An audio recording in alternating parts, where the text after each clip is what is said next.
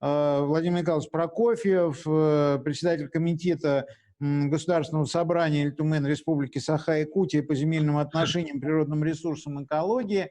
Вам слово. Знаю, что вы очень неравнодушно относитесь к этой теме. Пожалуйста. Спасибо. Уважаемый Николай Петрович, Петр Васильевич, участник круглого стола, поскольку в целом тема нашего круглого стола достаточно обширная,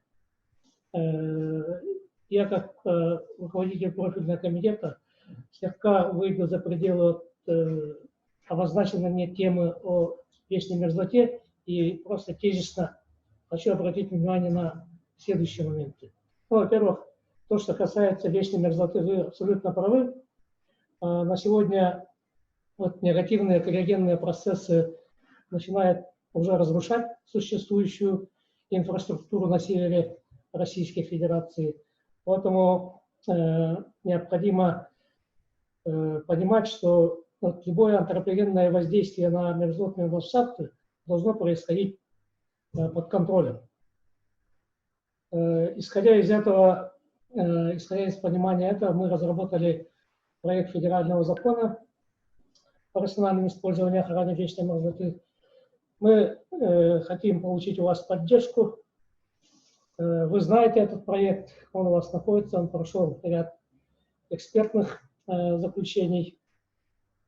При этом тут необходимо учесть и вопросы, касающиеся промышленной заготовки древесины в зоне вечной мерзлоты, которая грозит нарушением всей экосистемы. Поэтому, возможно, в составе либо этого законопроекта, либо, значит, в Земельном кодексе отдельно отнести леса, расположенные в зоне вечной мерзлоты, к ценным лесам, как ландшафтно-сохраняющим лесам.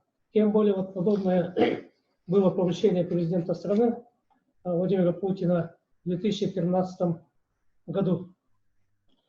Вот Госсобрание предлагает поддержать принятие отдельного федерального закона, либо внести соответствующие изменения в действующее законодательство. Второй момент. Николай Петрович, мы об этом тоже говорили. В целом по российскому северу Арктики разбросано многочисленные вахтовые поселки, но в действующем законодательстве нет определения вахтового поселка. Но они существуют. Их сотни только в одной республике Саха-Якутия. Поэтому эта проблема требует решения, опять же, на федеральном уровне. Мы считаем, что нужен, возможно, отдельный нормативный акт, который будет определять не только статус вахтового поселка, но и его место в административно-территориальном устройстве региона.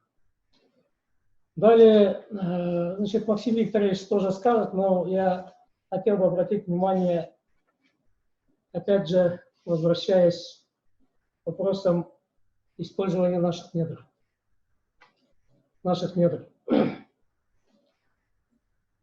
Сегодня, к сожалению, в федеральном законодательстве отсутствует норма, обязывающая пользователей недр принимать участие в социально-экономическом развитии субъекта и муниципального образования. Тем самым нарушен определенный баланс и при перераспределении между федеральным центром и регионами полномочий по управлению и распоряжению участков недр и доходов от налога на добычу полезных ископаемых. Государственное собрание не раз, вы помните, вносило предложение в Государственную Думу в виде проекта федерального закона, в котором предлагалось включить содержание лицензии на пользование недрами, положение об условиях участия в социально-экономическом развитии субъекта муниципального образования. Просим вернуться к этому вопросу и поддержать внесенные нами поправки. Далее, вопросы лесоустройства. Вот по причине отсутствия фактических данных о количестве и качестве лесов возникают проблемы в планировании. Защитные леса в составе лесного фонда на сегодняшний день